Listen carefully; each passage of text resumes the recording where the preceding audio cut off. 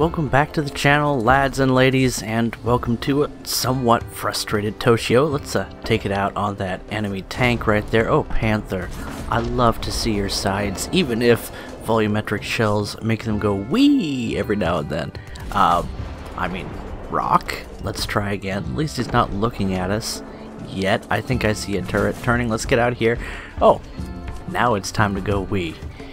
When you're a kid and you want to go wee, but you can't afford packet loss, yes.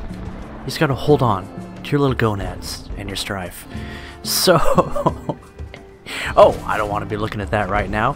Have one right there. So, as I was saying, it's been a long few days. I definitely have COVID for the second time, which is super fun, but it's not nearly so bad this time. It's really tricky having a cold and having 3 kids at the same time. The girls' version of comforting me is to attach themselves to my shoulders and just kind of wiggle around and demand that I throw them, and then they get really put off when I make it clear that I'm just not feeling up to it right now, thank you very much. Even if Brooklyn comes over and tries to play doctor and cure me immediately, because that's what happens in YouTube Kids videos. So what's going on in this video? You've seen my 5.7 before, I know. But I'm going to take you into some fun P47 gameplay, which is what I was really looking forward to share with you, along with that sweet cupola shot on the Panther. I don't go for the cupola all that often, but it was just presented so nicely that I had to take my shot. A little over-eager on the Dicker Max there. I think that was Dicker Max. I can't read the text right now. You know what? I should resize this window. Blammo. Now I can read some things. So you're going to hear a little bit of baby noises in the background. I'll probably turn the in-game audio down a bit for you, and look at that beautiful rockets kill on the BT-7. So nice. I am, as you are no doubt aware, a huge fan of the P47, and I've really been enjoying my Polish version, even when it's not set on fire. Thanks, BF-110. So our defensive flying was definitely not up to par there, and he did some serious damage to us. But the P47 has always been a tanky bird, and I've noticed that Gaijin have reworked the way that collision physics work in the game for aircraft, so I can survive a rough landing like this one a little bit more reliably, and I really appreciate that. Okay, it's still a little buggy, I'm not gonna lie, but it's better than it used to be. And that's enough for me. Anyway, here we are, round 2 in the P47 fight. We launched the rockets. Those are looking pretty good, but just enough for a critical hit. Bombs come in to finish off one of 3 SPAA that decided to make my day, and as usual, I'm just really enjoying this aircraft. The P47 is not the most agile and maneuverable bird, but it is just the perfect mix of big chungus and the ability to wiggle wop just a little bit every now and then if the mood music is right. And again, this is just a beautiful aircraft. I really love the look of the Polish P47. I'm going to brag on it just a little bit more because I haven't gotten my money's worth out of it yet. That's a tank corpse, and they make an interesting addition to the game. The fact that destroyed tanks remain now for the duration of the battle, and you can end up with choke points where you just have a tank graveyard spontaneously created through the actions of the belligerents, and I just find that delicious. It's a great addition to the game. It does provide some new challenges, but it's sort of even on both sides, so whoever adapts best to the situation will come out the victor, and we get some fairly tasty shots on the soft underbelly of that Ju-87 before we pull away from potential defensive gunner, and definitely some SPAA fire coming up in our direction. I'm not sure if that was friend or foe shooting at me, because oh yeah, it looks like an enemy. Once Germany is on their last leg, both spawns just start filling up with SPAA, so that is both a blessing and a curse.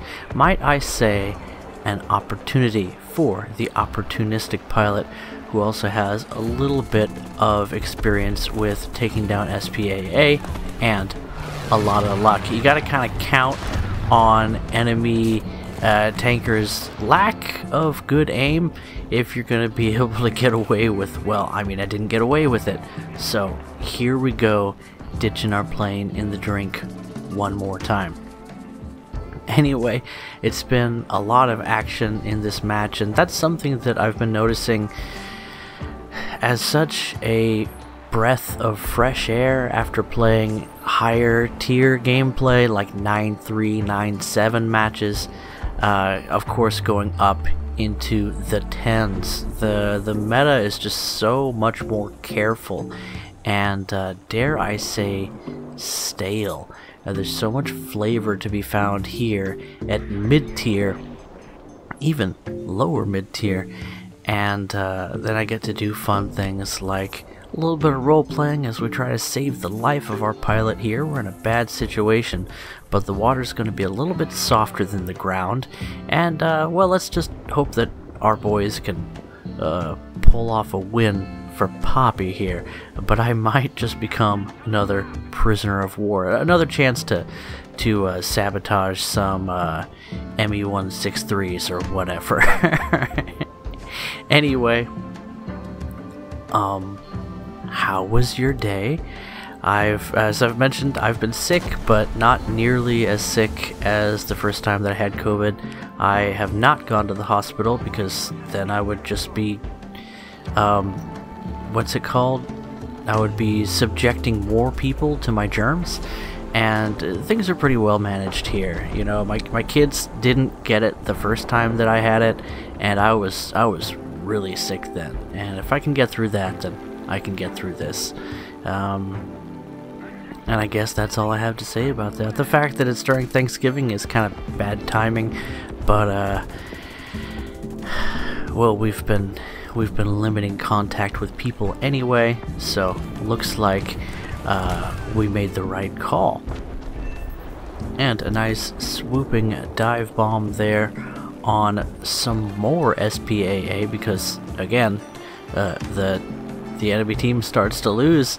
The spawn becomes populated with SPAA. That's just the way things are. And we take a hard hit to the engine, but we're still controllable, so we'll give a little present to Hans down there. There you go, flak truck. There you go. Get on out of here, you crazy animal. And we pulled off a close loss. There we go. You can hear a little bit of a sigh of relief there from my erstwhile partner, myself, in the original recording. That's what happens when I leave the microphone plugged in while I'm recording passively in the background. So, today, Aussie Mantis is going to show us how you can do in blue water fleets. You can see he's here with his USS, no, is it? HMS, sorry. It's not one of the good ships, it's one of the decent ones that the Brits have. America OP. But the HMS Dido, you can see it has 5 doubled turrets, 3 on the front and 2 in the back, and it's an interesting sort of terrace design to the superstructure, of this vessel. It makes it a little bit top heavy, which we're in sort of surprisingly rough seas here, which really brings out the fact that this ship is just a little bit flippity floppity weebly wobbly, but I'm sure he'll manage. Now, if you'll excuse me for just a moment, I need to awkwardly reposition my legs because I've been cutting off the blood supply to my calves and feet. Ugh. Oh. Alrighty. As I've mentioned, it's been a long couple of days. I've been sick, and the girls have been all over me. I've got this little baby boy who's pretty easy to deal with, but I have to set aside time to give him some tummy time where he can crawl around and learn how to move. He's not quite crawling yet, but he does this thing where he rolls over onto his back and he pushes himself with his heels. Like, so he's facing the ceiling and he's like moving basically backwards, head first, torpedo style, as Ozymandias begins to close into torpedo range himself against these enemy destroyers. Now, looking at the opposition, I would have actually recommended that Ozzy stay at longer range, maybe 8 kilometers, maybe more, because the guns on these enemy destroyers are going to be a lot less reliable outside of 6 kilometers than his are.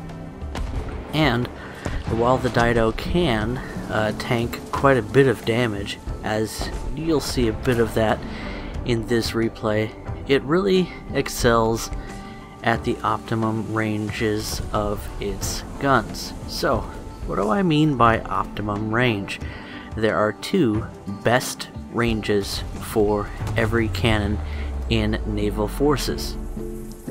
There's point blank, where you'll have the most armor penetration power in a straight line, and then there is the best range for plunging fire. So, what is plunging fire? This only really applies to naval forces, generally speaking, but it's something that you can experience in aircraft as well when you're targeting ground targets, and that is when you attack the top armor of an enemy. In the case of an aircraft, you're diving at a steep angle and opening up, and if you really want to have fun with that, then using American 50 cals against low rank enemy tanks is the way to go, and you can play custom battles to get really good at that. But in naval forces, it means, and you can see plunging fire coming in here from these enemy destroyers. Again, he's inside 6 kilometers, which means that he's really in the better zone for his enemy cannons than his own. He's got larger caliber rounds. You can see as they fly toward their target, they are starting to drop rather dramatically, so it's not a terrible range for his guns either, but it's even better for the enemy destroyers, not that they can keep up with him in terms of damage output and tanking shots. So, plunging fire, to get back to my original topic, is when your round goes, it travels far enough at a steep enough angle to get to its target that it ends up hitting the upper deck armor of an enemy ship instead of the generally more reliable belt or side armor, if you will. And you can see at these ranges he's just tearing through these destroyers when he has his range set properly, which we'll probably talk about in a moment. But plunging fire tends to be the great equalizer. There are few ships in the game right now that can withstand near vertical plunging fire from just about anything that has an AP head on it. So your armor piercing rounds are going to be more effective when they have a steeper angle or when they can fly in straight toward the enemy. Now the downside to trying to close to knife fighting range with enemies that have smaller guns than you is that their guns are going to be at their most effective as well, and you're going to lose the benefit of the better accuracy and range that your larger guns have. So as a general rule of thumb, the bigger ship you're in, the longer range you want to be engaging enemies from. Let them give theirself the objective to close with you. You saw earlier at the beginning of this match in the mini-map, there is just one gigantic cap zone, a domination zone, if you will, in the middle of the map. So it's really just there to prevent people from being, say, 20 kilometers from each other. But for a ship like the Dido, I'd say probably around 8. It seems like 8 kilometers is where your guns seem to work fairly well. And then you just want to be engaging from a broadside to get all of your guns on target.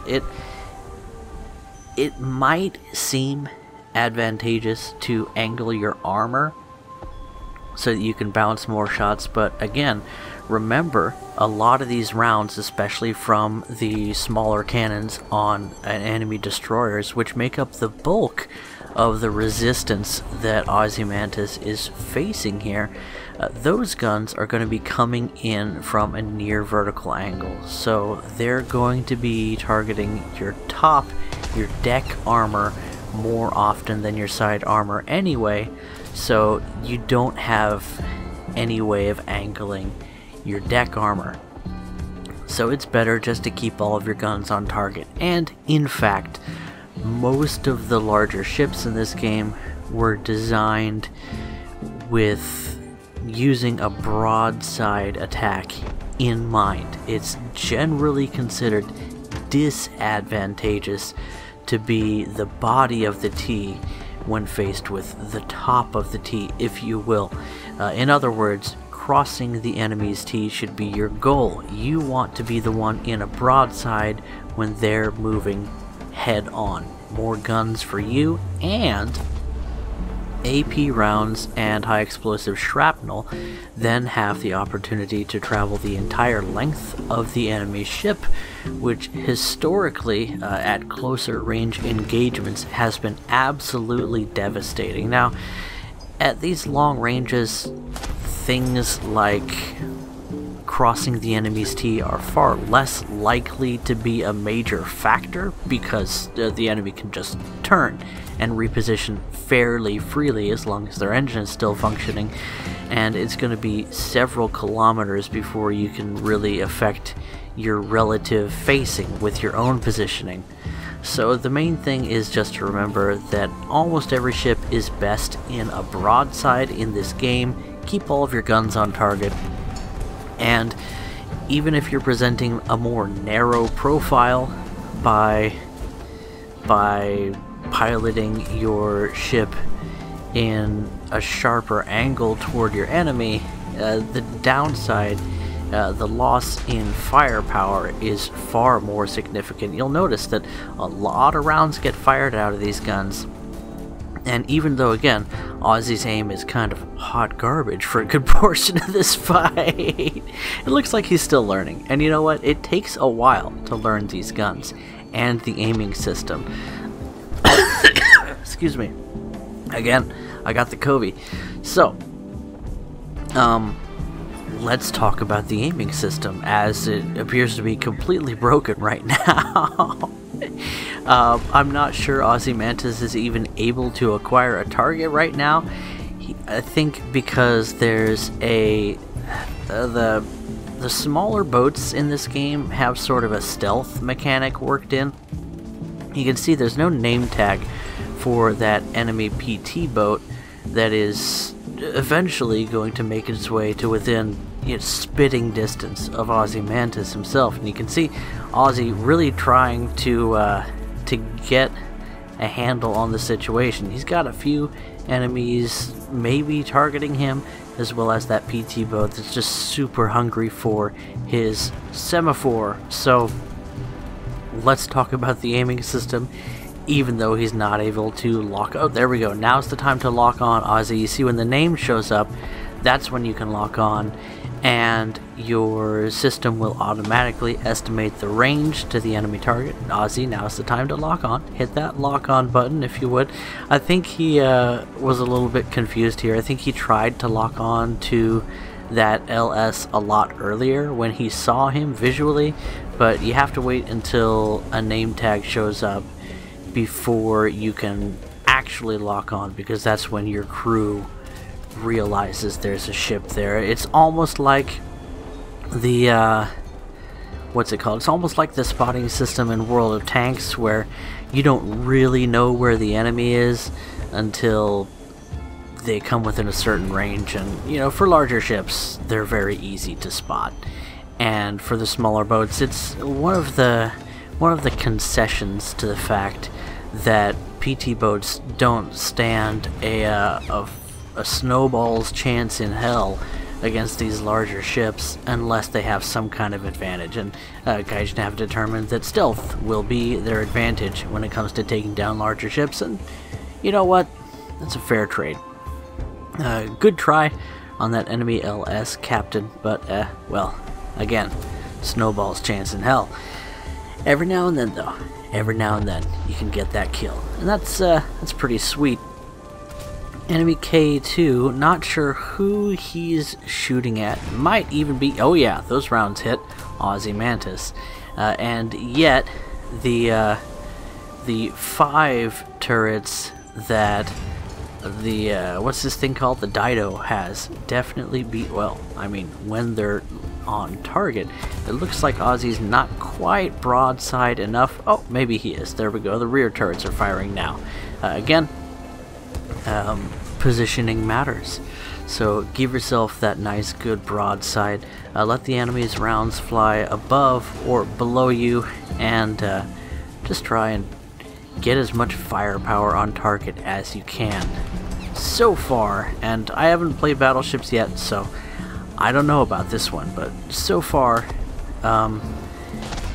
angling your armor seems to be less important than getting as many guns on target as possible, especially in the cruisers. So, Ozzy's been doing pretty well, and again, his aim has been not fantastic in this match, but keep your eyes open and look at those two numbers. You've got distance measured along with error, which is very small, so it's basically right on target, as well as the shooting distance with correction. Now when you first target an enemy, the first number is going to match the second number. Your guns will automatically be set to fire at the range that is estimated by your targeting system. So now we're definitely knife range there, and Dido comes out on top. Looks like Johnny on the spot with that ammo wasn't quite enough to save our guy. But anyway,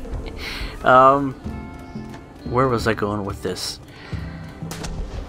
Why then would you adjust your range if it's set automatically when you target the enemy? Relative velocities is why. Your rounds are going to inherit the velocity of your vessel, so if you're moving, say, 20 kph to the left of your target, then your rounds are going to start traveling 20 kilometers per hour to the left of your target, so you need to aim to the right to compensate. If you're going at the same speed and heading as your foe, well then congratulations. You don't have to adjust for relative velocity.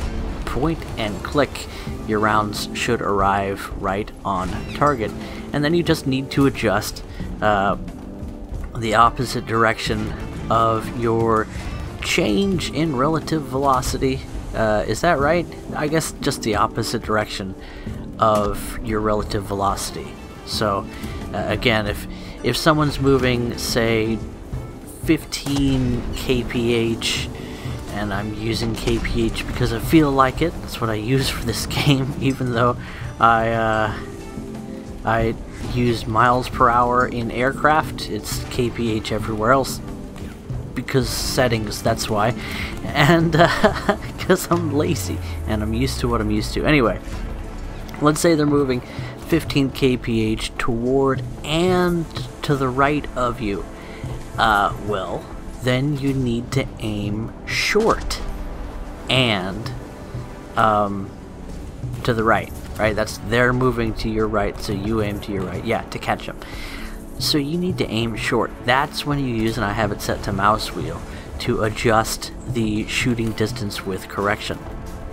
Another thing, you will either have to retarget with each salvo, or, oh my goodness, man, don't capsize. That is an aggressive turn. He's in there again, top heavy ship. But you will have to either retarget enemies every time you want to reset that distance measured, or sorry, you want to reset the shooting distance, or adjust it manually, because once the shooting distance is automatically set, it will not update itself consistently to match the estimated range. That's on you. And I think it does update itself every now and then, but it's like, it's automatic and it's not constant, so I just retarget an enemy right before I fire, and then make any sort of short or long adjustments on the range, either manually by moving the crosshair that you see in the middle there, or by working my mouse wheel magic. So it's just one of those things that you need to practice. It really is a fairly simple system, and once you get a handle for how to use it, it's no problem. But it can be very confusing, especially with the way that it works with the spotting system, and I understand why Ozzy was having some trouble there. Nonetheless, 8 kills, no deaths. It sure is nice to be in a good ship against some paper targets. the Dido definitely has a good punch to it as well, so that turned out really well for him. Anyway, always nice to see people getting into blue water fleets now that they're available in their own form, and I'll be over this cold soon, so I'll catch you guys later. Bye bye.